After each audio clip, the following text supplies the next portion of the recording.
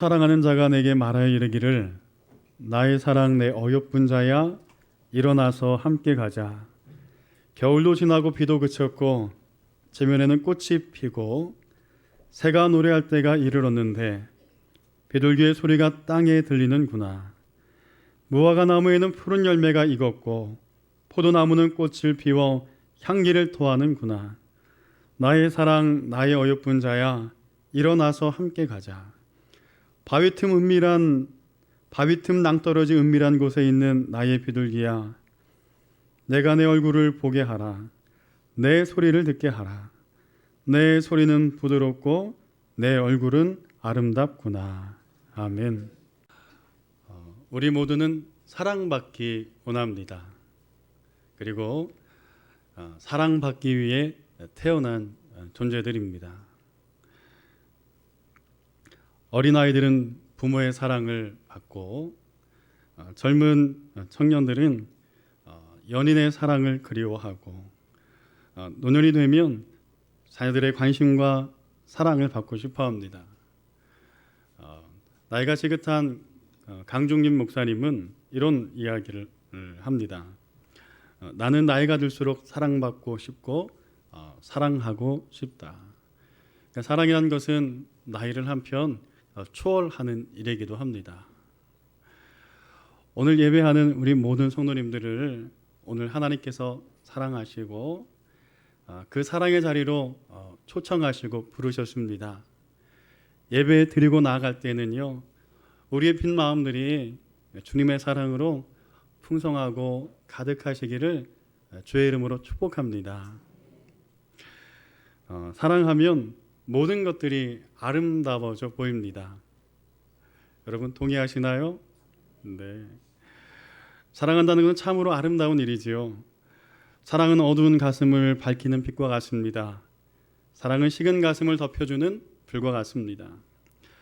사랑은 시든 영혼을 소생케 합니다. 사랑은 향기롭고 감미롭습니다. 그래서 누군가는 사랑하는 사람은 말하지 않아도 태가 난다고 하지요.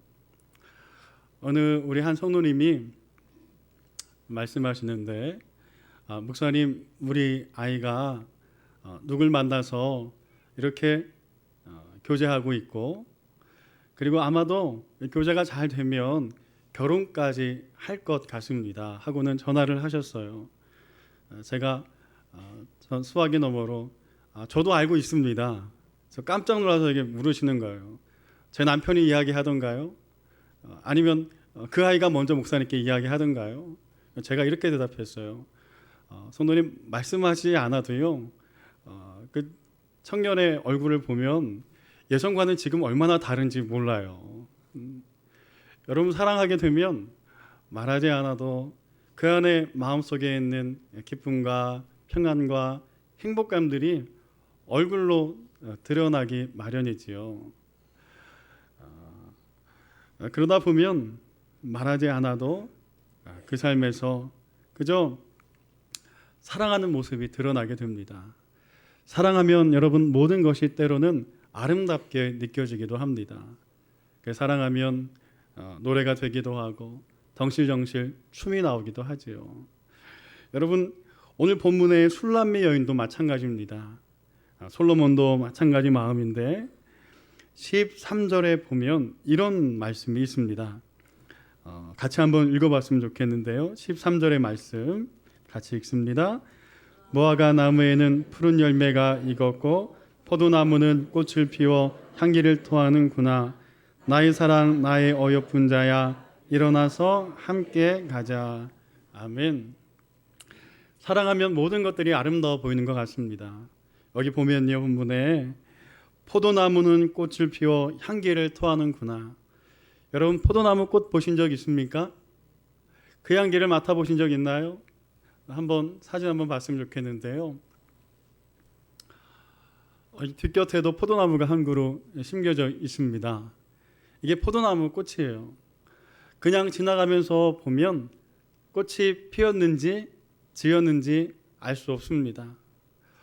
꽃 향기도요, 얼마나 이렇게 적은지 포도꽃 향기를 맡아보기가 어렵습니다. 그런데 중요한 건요, 사랑을 하니까 이 보잘것없는 포도꽃도 아름다워 보이는 거예요. 사랑하니까 평소에는 향기가 나는지 마는지도 모르던 이 포도꽃의 향기가 너무나 그윽한 겁니다. 사랑하면 이렇게 사람의 마음이 변하기 마련이고 모든 것들이 좋아 보이기 마련이지요. 저는 예배하는 우리 모든 성도들의 마음이요, 이와 같았으면 좋겠습니다. 주님을 사랑하고 주님이 우리를 사랑하시는 그 사랑을 보면서 작은 것 하나에 감사하고 작은 것 하나가 은혜가 되고 무엇을 보든 말하든 우리 입술과 마음에 그저 사랑을 간직한 사람으로 이와 같은 은혜가 넘쳐났으면 좋겠습니다. 근데 사랑은 한편요, 힘든 것이기도 합니다. 책임감이 따르기도 하고 때론 눈물이 흐르기도 하고 이 사랑 때문에 고통 속에 몸부림치기도 하고 또한 더불어 사랑은 희생이 따르기도 합니다. 진정한 사랑은 책임이 필요하기 때문이지요. 그러나 인간의 사랑은요, 한계가 있습니다. 인간의 사랑 중에 가장 뛰어나다는 부모의 사랑도 자녀를 향한 사랑에 한계점들이 있지요. 그러나 중요한 것은요, 우리를 향한 하나님의 사랑, 그 사랑은 끝이 없는 줄로 믿습니다. 주님이 우리를 얼마나 사랑하실까요? 성경 말씀에 보면 우리를 너무나 사랑하셔서 우리의 죄값으로 누구를 내어주신다고 말씀하시지요? 아들 예수 그리스도를 내어주십니다. 그래서 우리 인생을 굳이 값을 매긴다면요, 여러분은 예수 그리스도의 피값으로 사신 특별한 존재인 줄로 믿습니다. 왜 이렇게 우리를 사랑하실까? 이찬수 목사님은 설교 중에 이런 말씀을 하시더라고요. 어느 아프리카 추장 부족의 이야기를 하면서 아프리카에 어떤 한 부족이 있었습니다. 이 부족은 결혼하면 그때마다 남편이 아내를 위해서 암소 한 마리를 끌고 갑니다. 결혼할 처녀 집에 이 암소를 주고 그리고는 훌륭한 신부감을 데려옵니다. 그런데 이 추장의 아들이 어느 날 결혼하게 되었는데 자신이 결혼할 여자를 위해서 이제 암소를 끌고 가야 합니다. 그런데 이 추장의 아들이요, 무려 9마리의 암소를 끌고 그 처녀의 집을 찾았어요. 사람들은 기대의 눈빛으로 그 집에서 과연 어떤 처녀가 나올까 하는 마음으로 이 9마리 암소와 그 처녀의 집을 돌아보기 시작했어요. 근데 얼마 지나지 않아서 삐그덕 문이 열리고 그저 보잘것없는 모습과 병약한 외모, 심약한 모습, 고개조차도 들지 못하는 그런 여인이 집에서 걸어 나오는 거예요. 사람들은 혀를 찼어요. 무엇하려 저런 여인을 위해서 암소 9마리를 끌고 나왔는가? 세월이 흘렀습니다.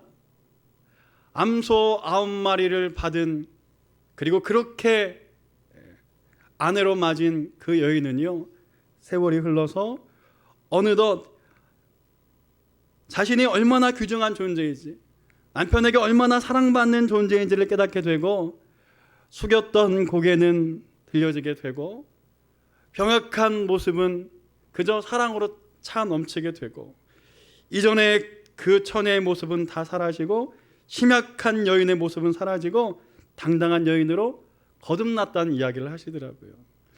사랑하는 성도 여러분, 그 이야기를 들으면서요, 저는 그런 생각을 했습니다. 우리를 구주의 구원하심에 있어서 아들 예수 그리스도를 핏값으로 내어주실 이유가 어디 있을까? 마치 암소 9마리를 전부를 지불하고 처녀를 아내로 삼았던 그 추장의 아들처럼 오늘 우리를 향한 하나님의 사랑이 얼마나 큰지를 이 십자가의 사랑과 은혜로 우리에게 말씀하시는 줄로 믿습니다. 그러니요, 이 사랑을 받아 누린 우리는 오늘도 삶의 자리, 고난의 자리에 있다 할지라도요, 내가 얼마나 귀중한 존재인지를 깨닫고 주의 말씀으로 일어서고 위로받는 이 예배 시간 되시기를 주의 이름으로 축원합니다. 오늘 본문의 말씀에서 주님은 우리를 향하여서 이렇게 말씀하십니다. 나의 사랑하는 자가 내게 말하여 이르기를, 10절에 보니까 나의 사랑 내 어여쁜 자야. 그런데 나의 사랑 내 어여쁜 자야 하고 솔로몬이 술람미 여인을 부르면서 그를 노래하는데, 술람미 여인의 마음은 다른 것 같아요. 어떻게 다른가? 앞부분에 보면요, 이런 고백이 있습니다. 2장 1절에 보면 나는 사론에 수선하여 골짜기에 백합화로다. 이 술람 여인은 자신을 보면서 이런 고백을 하는 거예요.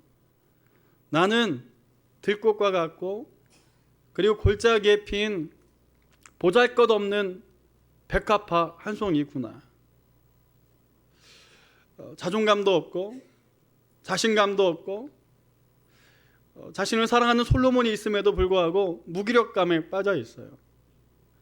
또 1장의 말씀에 보면요, 그는 어떤 여인이냐면 1장 5절의 말씀, 예루살렘의 딸들아 내가 비록 거무나 아름다우나 게달의 장막 같을지라도 솔로몬의 휘장과도 같구나.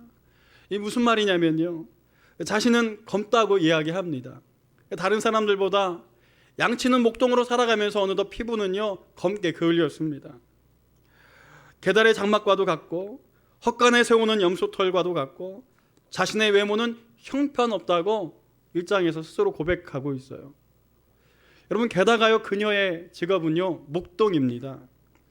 아가서 1장 7절에 보면 내 마음으로 사랑하는 자야 내가 양치는 곳과 정오에 쉬게 하는 곳을 내게 말하라 하는 것을 보아서 그녀의 직업은 목동이에요. 목동은 당시에 가장 천한 직업 중에 하나였습니다. 어부도 천했지만 목동은 훨씬 더 천한 직업이었어요. 왜냐하면 양을 쳐야 하기 때문에 안식일날, 주일날 예배할 수 없었습니다. 그래서 많은 유대인들에게 하층민 취급당하는 것이 바로 목동이었어요. 그렇게 술람미 여인이 자신의 직업과 자신의 외모와 형편을 바라보면서 스스로 비하하고 스스로 좌절하던 그때에 그를 바라보면서 여러분, 솔로몬은 뭐라고 고백하는지 2장 2절에 이와 같이 말씀하는 것을 알 수가 있습니다. 여자들 중에 내 사랑은 가시나무 가운데 백합화 같도다. 여러분, 가시나무 가운데 뭐와 같다고요? 백합화 같아요. 솔로몬에게는 수많은 아내들이 있었고 여인들이 있었습니다. 그러나 그 여인들 모두는요 가시와 같은 시각으로 솔로몬의 눈에 들어와요. 그러나 오직 한 사람, 이 술람미 여인만은 뭐라고 고백해요? 백합화 같다. 여러분, 결혼하는 신랑과 신부의 눈에는 누구만 들어옵니까? 신랑의 눈에는 신부만 들어와요. 여러분, 신부의 아름다운 친구들도 아마 결혼식장에 많이 있을 거예요. 그리고 부케를 받기 위해서 대기하는 다음 순서에 또 아내의 친구도 있을 겁니다. 그런데 그 모든 여인들이 아무리 예쁘다 하더라도 신랑의 눈에는 누구만 들어온다고요? 신부만 들어와요. 신부도 마찬가지 아니겠습니까? 신랑의 친구들 중에는 신랑보다 키도 크고 멋진 친구들이 많이 있을 거예요. 그럼에도 불구하고 이미 사랑에 빠진 신부의 눈에는 누구만 들어옵니까? 신랑만 들어옵니다. 여러분, 솔로몬도 마찬가지입니다. 이 아가서는요 노래 중에 노래란 뜻인데 솔로몬이 노래하고 솔로몬이 시로 지으면서 고백하는 거예요.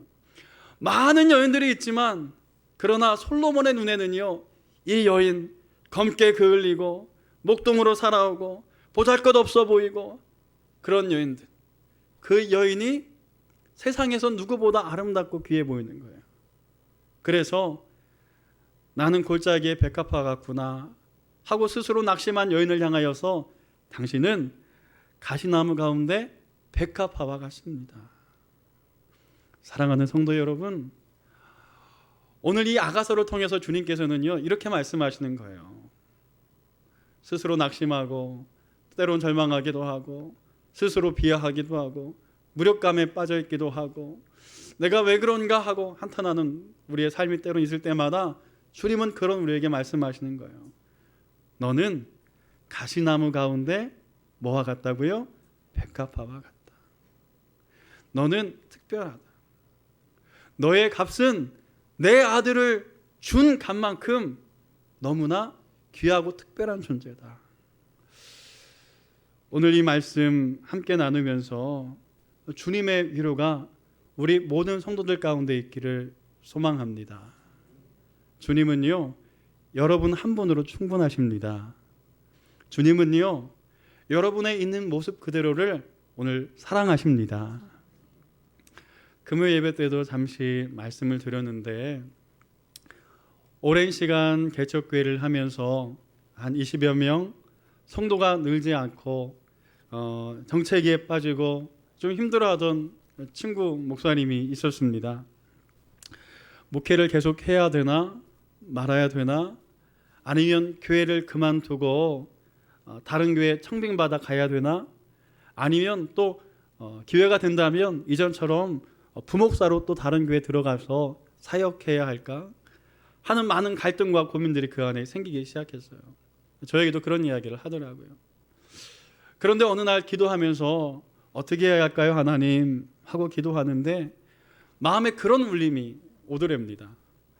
사랑하는 아들아, 나 하나로 충분하지 않니? 나 하나로 충분하지 않니? 아마 그 음성 속에는요, 이런 여러 가지 의미가 담겨 있을 거예요. 내가 대형교회 목사가 되지 않아도, 내가 개척교회로 작은 자리에서 너의 사명들을 감당해도 나는 있는 모습 너의 그대로가 충분하단다. 내가 너와 함께 하는데 그것으로 너 충분하지 않니?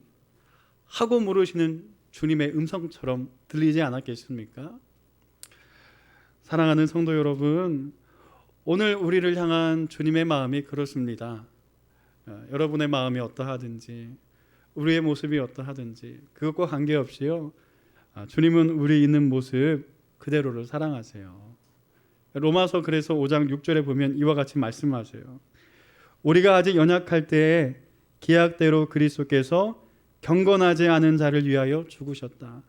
우리 경건하지 않은 자지 않지 않습니까? 우리가 연약한 자였습니다. 로마서 5장 8절에 보면 우리가 아직 죄인 되었을 때 그리스도께서 우리를 위하여 죽으심으로 하나님께서 우리에 대한 자기의 사랑을 확증하셨느니라. 우리가 죄인 되었을 때 그때도 주님은 우리를 사랑하셨어요. 오늘도 이와 같이 사랑하시는 주님의 사랑의 부유함을 누리는 이 아침 시간 되시기를 주의 이름으로 축복합니다. 더불어서 그런 우리를 향하여 주님께서는요, 10절 하반절에 이렇게 말씀하고 있습니다. 일어나서 함께 가자. 한번 따라할까요? 일어나서 함께 가자. 겟세마네 동산에서 주님께서는 십자가를 지시기 전에 땀방울이 핏방울이 되도록 기도하셨습니다. 그런데 참 제자들은요, 그런 주님의 마음 모르고요, 그 시간에 잠잤어요. 주님 찾아가셔서 그들을 깨워 놓았지만 또 곧 베드로는 또 잠이 들고 말았습니다. 주님 다 기도 마치신 이후에요, 제자들에게 다가오셔서는 이렇게 말씀하세요. 일어나라, 함께 가자. 저 같으면 이렇게 이야기했을 것 같아요. 이 왼수들아, 아직도 자고 있니? 내가 3번이나 깨웠는데, 내가 곧 십자가 져야 되는데 이 왼수들아, 아직도 자고 있니? 아니면 아휴, 이게 안 되겠다 이놈들 하고는 그냥 놓고 그냥 혼자 가실 수도 있었을 것 같아요. 그런데 주님은 뭐라고 말씀하세요? 일어나라, 함께 가자. 오늘 술람미 여인을 향하여서 솔로몬이 이렇게 고백합니다. 일어나서 함께 가자. 사랑하는 성도 여러분, 우리가 살아가면서 때로는 무력감에 빠지기도 하고 우울하기도 하고 절망의 순간을 보낼 때도 있습니다. 그런데 중요한 것은요, 그럴 때 주님은요, 포기하지 않으시고요, 항상 우리에게 이렇게 말씀하세요. 일어나라, 함께 가자. 성경을 찾아보면 엘리야에게 하나님께서는 찾아오셔서요, 동일하게 말씀하세요. 엘리야는 이방 선지자 850명과 싸워서 이긴 선지자입니다. 그가 기도하니까요, 하늘에서 비가 내리기 시작했어요. 3년의 가뭄이 그친 놀라운 선지자 엘리야. 그런데 현실이 변하지 않은 거예요. 아합 왕의 아내 이세벨이요, 엘리야를 죽이겠다고 그렇게 이야기하기 시작했어요.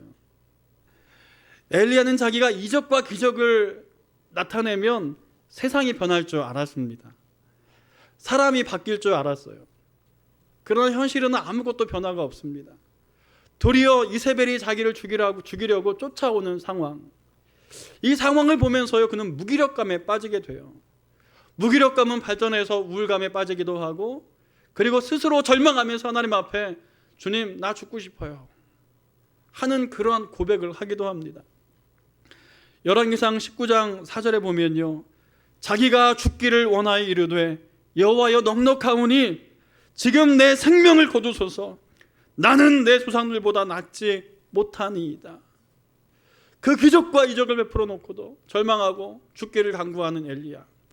그런데 놀라운 것은요, 주님께서 천사를 보내셔서 로뎀나무 아래 가운데 그렇게 누워서 절망하는 엘리야를 찾아오시고 그에게 말씀하세요. 천사가 그를 어루만지며 그에게 이르시되 일어나서 먹으라 하는지라. 본즉 머리맡에 숯불에 구운 떡과 한 병물이 있더라. 이에 먹고 마시니 다시 누웠더니 그래도 힘이 나지 않아요.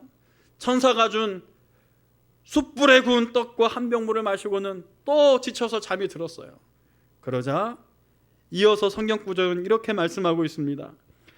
여호와의 천사가 또다시 와서 어루만지며 이르되, 또 찾아오세요. 일어나 먹으라. 내가 갈 길을 다시 가지 못할까 하노라 하는지라. 사랑하는 성도 여러분, 주님은 포기하지 않습니다. 우리가 포기하지만 않으면 주님은 결코 포기하지 않으세요. 그리고 말씀하세요. 일어나라, 함께 가자. 때론 우리 삶에 찾아오는 겨울이 있을 수 있습니다. 이제 가을이 왔고 얼마 지나지 않으면 은행잎이 다 떨어지고 추운 겨울이 오지 않겠습니까? 그런데 여러분, 겨울이 지나면 우리가 아는 것처럼 뭐가 찾아오지요?